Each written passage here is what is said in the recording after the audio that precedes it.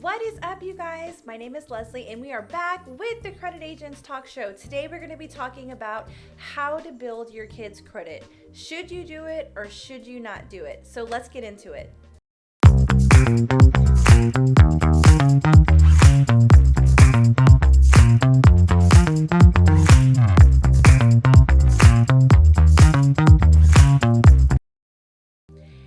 So let's get into it. Should you do it or should you not do it? Absolutely.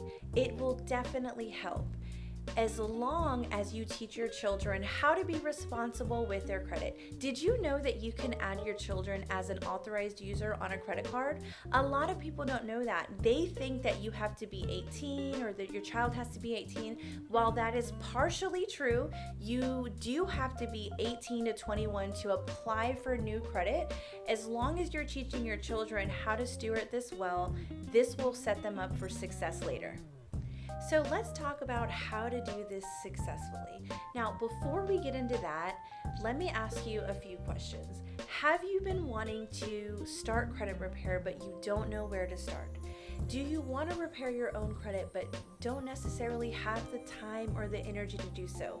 Let me encourage you to give the credit agents a call. We would love to walk you through a quick 15-minute consultation to answer any questions or concerns you have so you can take the next step with getting your credit repaired.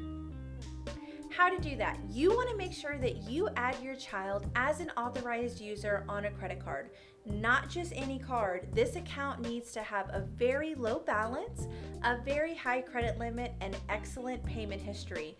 Now, after 45 days, you can check their credit on myannualreport.com to ensure that this item is reporting to that account.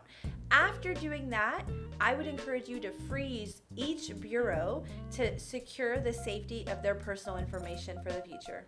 That's it for today. We wanted to keep it short and sweet, and I hope to see you next time.